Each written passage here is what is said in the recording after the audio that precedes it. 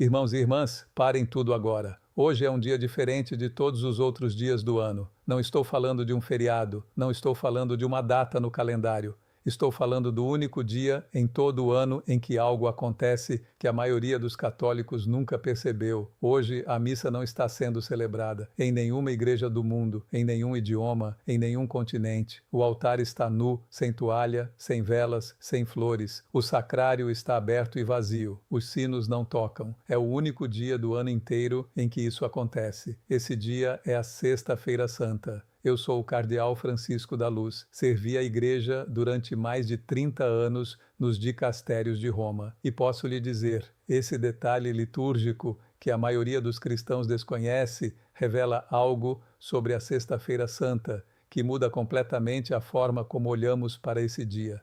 Fique comigo até o fim, porque o que você vai aprender hoje é algo que nenhuma homilia comum lhe contará.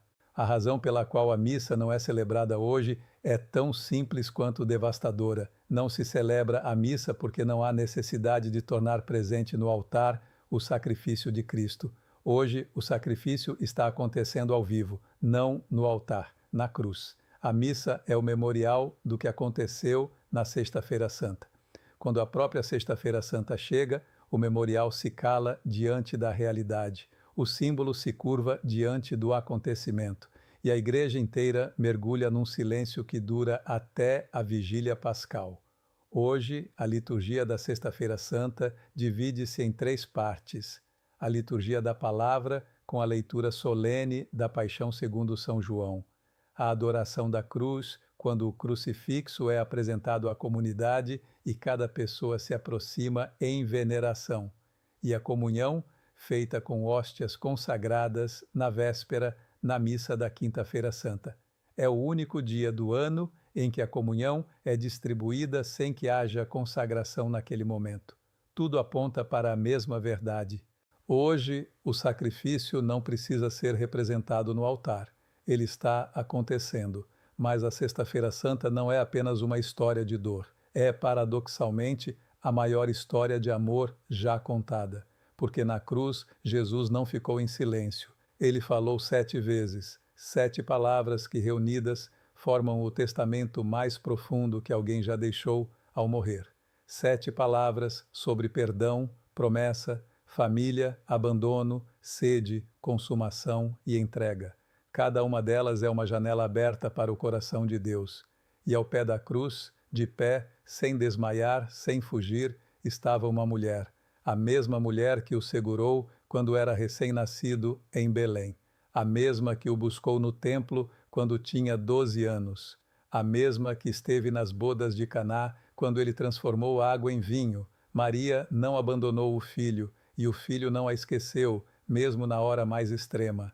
Para entender a Sexta-feira Santa, é preciso ouvir essas 7 palavras uma a uma, e entender o que cada uma delas diz sobre quem Deus é e sobre quem nós somos. Na manhã daquela sexta-feira, Jesus já havia passado a noite inteira sendo interrogado. Primeiro diante do sumo sacerdote Caifás, onde foi acusado de blasfêmia por declarar-se filho de Deus. Depois foi levado ao governador romano Pôncio Pilatos, que o interrogou e concluiu: não encontro culpa alguma neste homem. Pilatos o enviou a Herodes, que também não o condenou. Pilatos tentou soltá-lo, oferecendo ao povo a escolha entre Jesus e Barrabás, um prisioneiro condenado. O povo escolheu Barrabás. O que impressiona nos relatos dos evangelhos não é a acusação dos inimigos, é o silêncio de Jesus diante deles. Mateus registra que quando o sumo sacerdote o interrogou, Jesus não respondeu. Pilatos ficou espantado. Não ouves de quantas coisas te acusam? E Jesus não respondeu uma só palavra, de modo que o governador ficou muito admirado. Séculos antes, o profeta Isaías havia descrito esse momento com uma precisão que faz o coração parar. Como ovelha levada ao matadouro, como cordeiro mudo diante dos tosqueadores, ele não abriu a boca. Jesus não se calou por fraqueza, calou-se por escolha. Na noite anterior, no Getsêmani, ele disse a Pedro que poderia pedir ao Pai e receberia 12 legiões de anjos, mas não pediu, não porque não pudesse, porque não quis. O silêncio de Jesus diante de Pilatos é o mesmo silêncio que Deus guarda diante do sofrimento humano. Não é ausência, não é indiferença, não é abandono, é respeito pela liberdade, é amor que não se impõe pela força, é poder que se contém para que o amor possa agir do modo mais profundo e mais livre.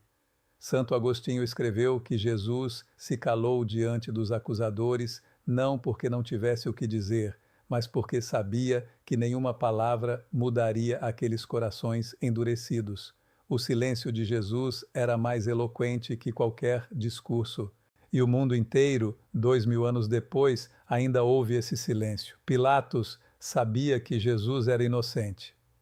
O Evangelho de Mateus registra que até a esposa de Pilatos mandou um recado urgente durante o julgamento. Não te envolvas com esse justo, porque muito sofri hoje em sonho por causa dele. A tradição oriental deu a essa mulher o nome de Cláudia Prócula e a venera como santa por ter sido a única voz pagã a defender Jesus durante o julgamento. Mesmo assim, Pilatos cedeu, lavou as mãos diante da multidão, dizendo: sou inocente do sangue deste justo. Isso é convosco. A cena se tornou símbolo universal da covardia dos que têm poder para fazer o certo e escolhem a conveniência. Lavar as mãos não limpa a consciência. Pilatos sabia disso, mas o medo de perder a posição foi mais forte que a voz da verdade. E enquanto isso, Jesus permanecia em silêncio. O profeta Isaías havia descrito esse momento com uma precisão que emudece. Ele foi oprimido e afligido, mas não abriu a boca. Como cordeiro levado ao matadouro, como ovelha muda diante dos tosqueadores, ele não abriu a boca. Isaías 53 é o capítulo mais citado pela igreja primitiva em relação à paixão. Nele, o profeta descreve alguém que não tinha beleza nem esplendor que atraísse o nosso olhar, que foi desprezado e rejeitado entre os homens, que tomou sobre si as nossas dores e que por suas feridas fomos curados. Esse texto foi escrito 700 anos antes de Cristo e descreve a Sexta-feira Santa como se o profeta estivesse presente. A tradição da Igreja contempla o caminho que Jesus percorreu entre o pretório de Pilatos e o Gólgota como a Via Dolorosa. Ao longo desse caminho, a piedade cristã identifica 14 estações, cada uma marcando um momento específico. Peregrinos de todo o mundo percorrem essa via em Jerusalém até hoje, rezando em cada estação. É um dos exercícios espirituais mais antigos da cristandade, praticado desde pelo menos o século V. Não vamos descrever o sofrimento físico, porque os evangelhos também não se detêm nele. Mateus, Marcos, Lucas e João dedicam cada um apenas uma frase ao momento central da crucificação. Marcos escreve simplesmente "e o crucificaram", 2 palavras em grego, nenhuma descrição, nenhum detalhe, nenhuma ênfase na dor.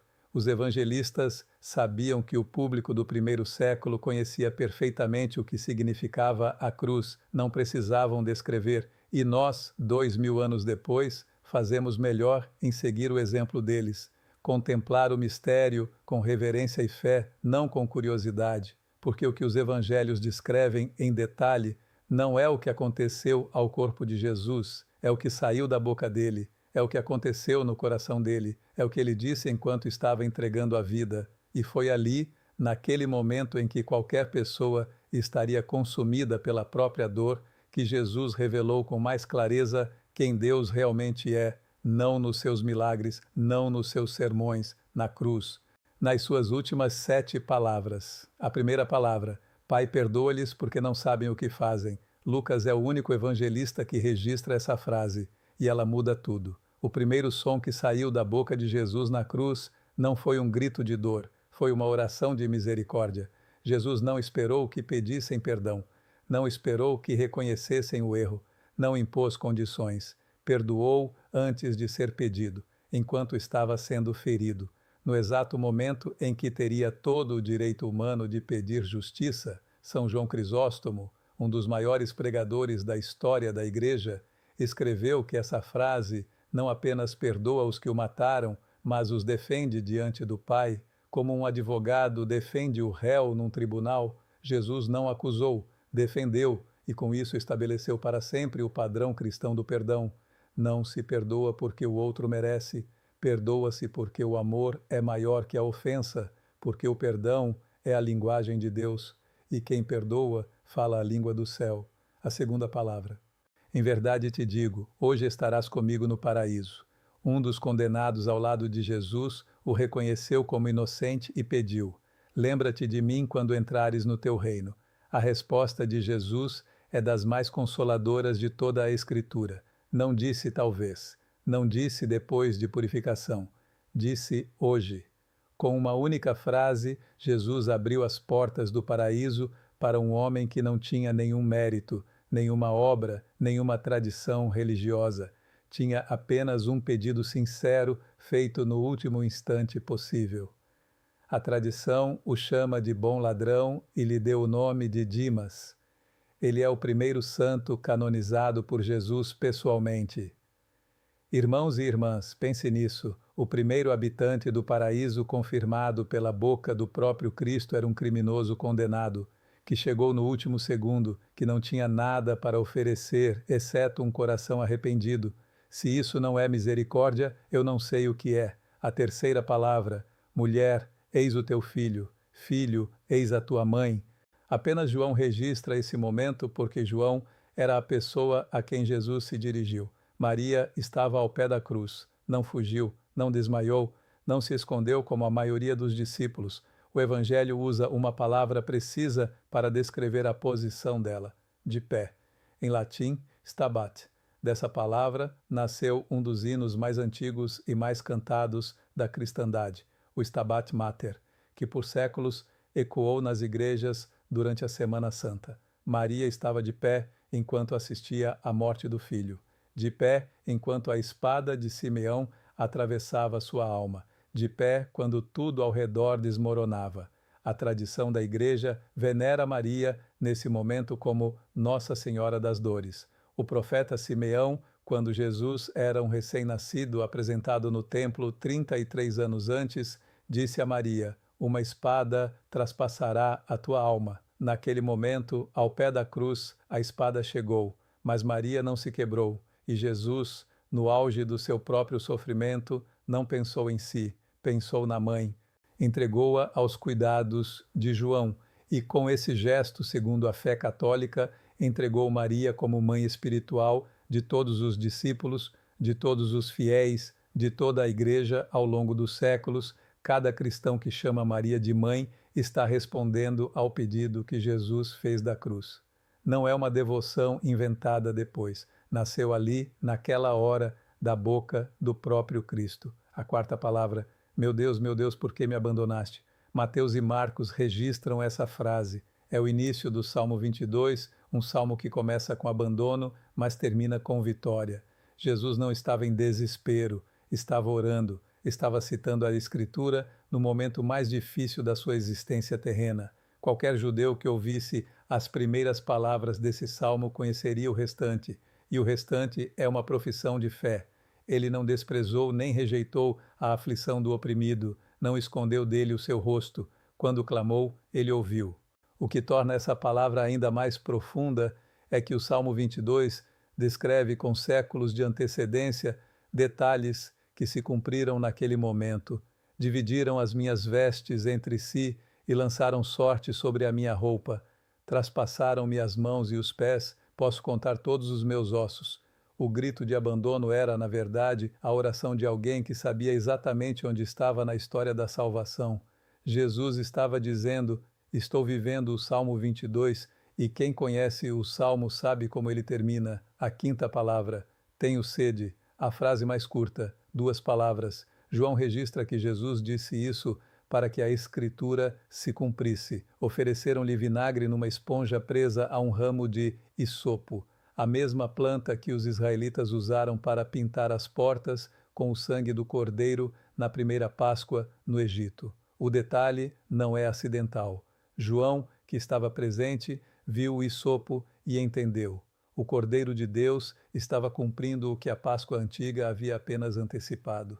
Mas a sede de Jesus não era apenas física. Santo Agostinho escreveu: Ele tinha sede da nossa fé, tinha sede da nossa salvação, tinha sede de ser amado. Irmãos e irmãs, Jesus ainda tem essa sede hoje, tem sede de você, do seu coração, da sua fé. A sexta palavra está consumado. Em grego, uma única palavra, tetelestai. Esse verbo era usado em documentos comerciais do primeiro século para indicar que uma dívida havia sido paga por completo. Quando um devedor terminava de pagar o que devia, o credor escrevia tetelestai sobre o documento, pago integralmente. Quando Jesus disse tetelestai, não estava dizendo acabou no sentido de derrota, não estava suspirando de exaustão, estava fazendo uma declaração de vitória, estava dizendo a dívida está quitada, a missão está completa, o que o Pai enviou o Filho para fazer está feito, não falta nada, não sobra nada.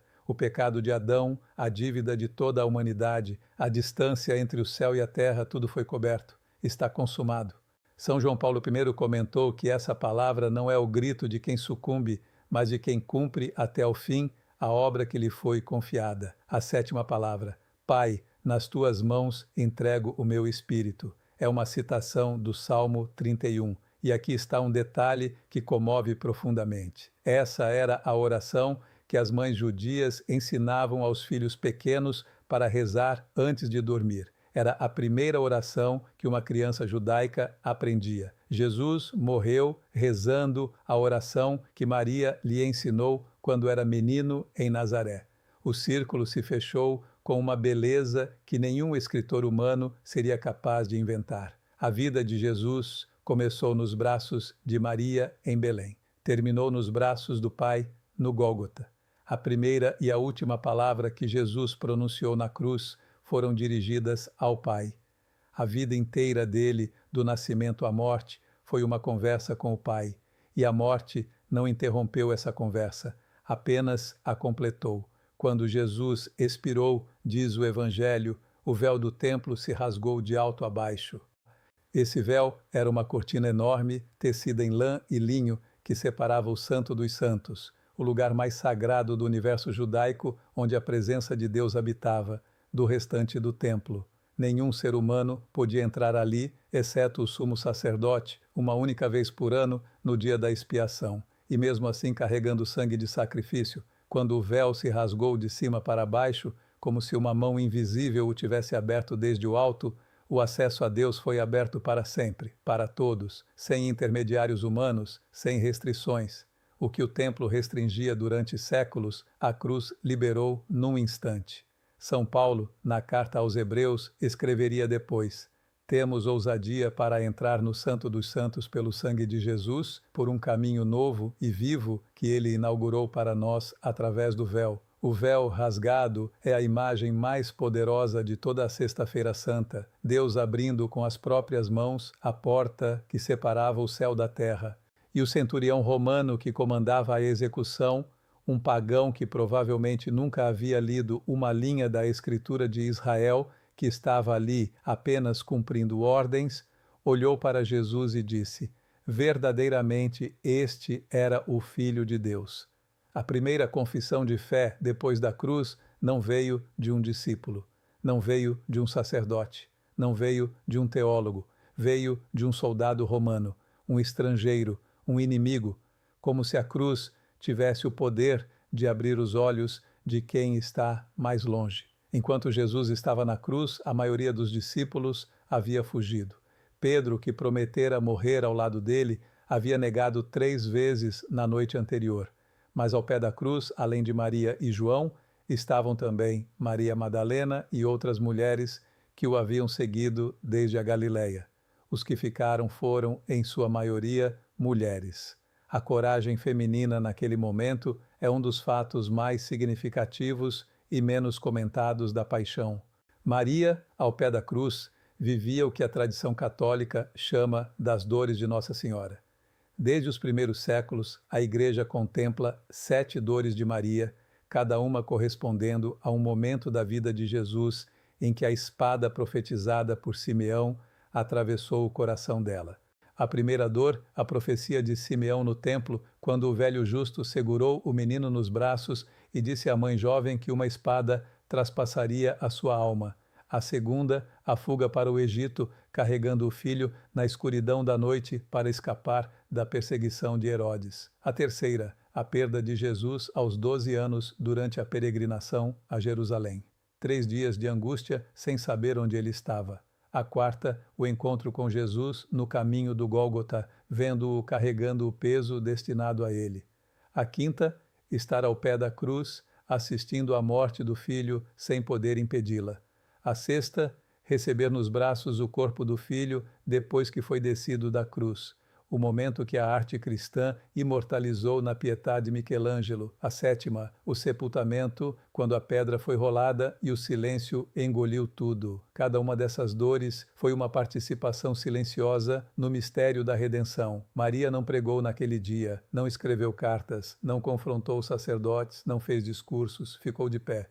E o seu estar de pé em silêncio, ao lado do filho que morria, é uma das imagens mais poderosas de toda a fé cristã. O Concílio Vaticano II ensina que Maria uniu-se com coração maternal ao sacrifício do filho, consentindo amorosamente na imolação da vítima que dela nascera. Não foi uma espectadora passiva, foi uma participante ativa, oferecendo ao Pai, junto com Jesus, toda a dor que atravessava sua alma. São João Paulo I, na encíclica Redemptoris Mater, escreveu que Maria viveu ao pé da cruz uma dimensão particular da sua maternidade, tornando-se naquele momento mãe de todos os que Jesus resgatou, mãe da Igreja, mãe de cada pessoa que se coloca aos pés da cruz com fé.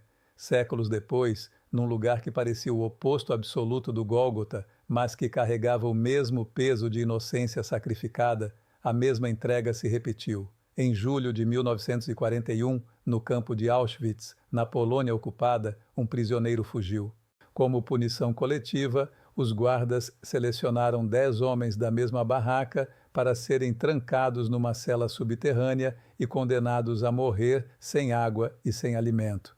Quando um dos escolhidos, Franciszek Gajowniczek, um sargento do exército polonês, pai de 2 filhos, gritou em desespero, pensando na esposa e nos filhos que ficariam desamparados, um frade franciscano chamado Maximiliano Maria Kolbe, prisioneiro de número 16.670, saiu da fila. Aproximou-se do comandante e disse com calma: "Sou sacerdote católico e estou velho. Quero morrer no lugar deste homem. Ele tem família, eu não tenho ninguém." Kolbe tinha 47 anos. O pedido foi aceito. Kolbe foi levado com os outros 9 condenados para a cela subterrânea do bloco 13. Durante 2 semanas, ele sustentou os companheiros com orações, cânticos a Nossa Senhora e palavras de consolo. O intérprete polonês, que tinha acesso ao corredor, testemunhou que do interior da cela vinham sons de hinos e do rosário, e, como se aquele lugar de morte tivesse sido transformado em capela. Enquanto os outros iam sucumbindo um a um, Kolbe permanecia sereno, sentado com as costas apoiadas na parede, os olhos abertos, a expressão calma. Suas últimas palavras antes de morrer foram: Ave Maria. Morreu na vigília da festa da Assunção de Nossa Senhora, a quem havia dedicado toda a sua vida e toda a sua obra missionária. Kolbe disse: "Eu quero ir no lugar deste homem." Jesus disse: "Ninguém tem maior amor do que aquele que dá a vida pelos seus amigos." A frase de João 15:13, que Jesus pronunciou na Quinta-feira Santa durante a última ceia, foi vivida literalmente por Kolbe 20 séculos depois. O que Jesus fez no Gólgota pela humanidade inteira, Kolbe fez por um único homem, num lugar que parecia ter sido abandonado por Deus. Gajowniczek, o homem que Kolbe salvou, sobreviveu à guerra. Viveu até 1995, alcançando 93 anos de idade. Passou o resto da vida contando ao mundo o que aconteceu naquele dia. Disse uma vez: "Enquanto eu tiver ar nos meus pulmões, considerarei meu dever contar a todos sobre o extraordinário ato de amor de Maximiliano Kolbe." Esteve presente quando João Paulo II canonizou Kolbe em 1982, na Praça de São Pedro, em Roma. Na cerimônia, o Papa disse que Kolbe era o patrono do nosso difícil século. um homem que provou que o amor é mais forte que a morte, mesmo nos lugares onde a morte parece ter vencido tudo, de volta ao Gólgota. Quando Jesus expirou, José de Arimateia, um membro do Sinédrio que havia se oposto em segredo à condenação, tomou uma decisão que mudaria a sua vida. Foi até Pilatos e pediu o corpo de Jesus. Marcos registra que Pilatos ficou surpreso ao saber que Jesus já havia morrido e mandou confirmar com o centurião antes de entregar o corpo. José trouxe um lençol de linho fino.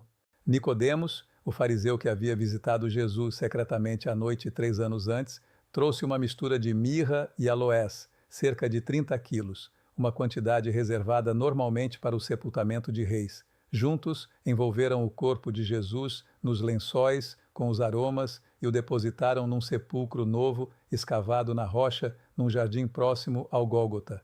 O sepulcro era propriedade de José, nunca havia sido usado. Uma pedra grande foi rolada na entrada. Maria Madalena e Maria, mãe de José, ficaram sentadas diante do sepulcro, observando tudo. Queriam saber exatamente onde o corpo estava. Voltariam depois do sábado para completar os rituais de unção que a pressa da sexta-feira não permitiu concluir. Não sabiam naquele momento que quando voltassem, a pedra já teria sido removida. Era sexta-feira à tarde. O sol se punha sobre Jerusalém.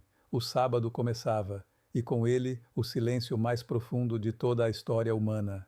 A Sexta-feira Santa é o dia mais sombrio e mais luminoso do calendário cristão. Sombrio porque o inocente morreu, luminoso porque morreu por amor.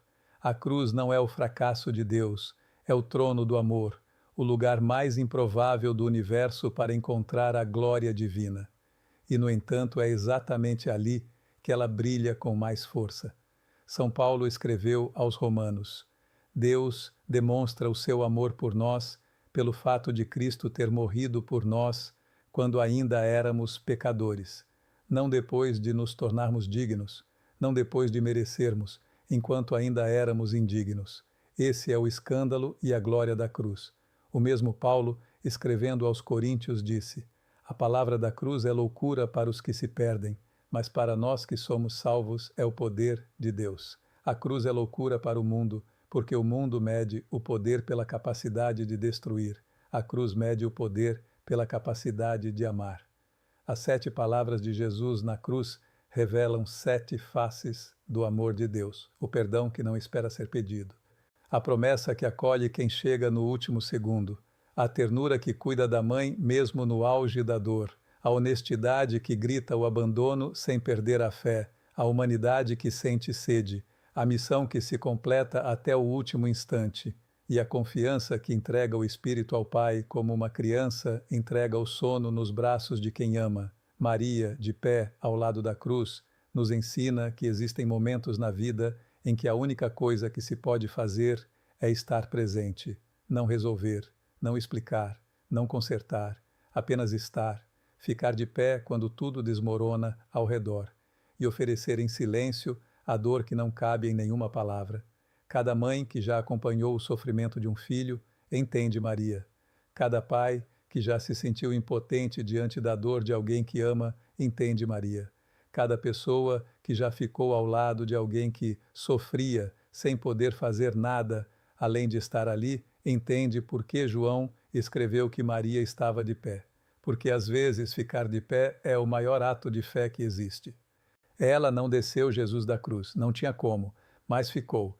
E a presença dela, e silenciosa e firme, foi a última expressão de amor humano que Jesus viu antes de fechar os olhos e entregar o Espírito ao Pai. Maximiliano Kolbe nos ensina que a cruz não terminou no Gólgota. Ela se estende por toda a história como um convite permanente. Cada vez que alguém se oferece no lugar de outro, cada vez que alguém renuncia a si mesmo para que outro viva, o eco da cruz ressoa de novo. O sacrifício de Cristo é único e irrepetível, mas o amor que o motivou não se esgotou naquela sexta-feira. Continua se manifestando em vidas concretas, em decisões reais, em momentos em que uma pessoa olha para a dor do outro e diz: eu vou no lugar dele. Kolbe não era Jesus, Mas Jesus estava em Kolbe e está em cada pessoa que ama até o fim, sem reservas, sem cálculos, sem garantia de retorno. A Sexta-feira Santa pede silêncio, não o silêncio de quem não tem o que dizer,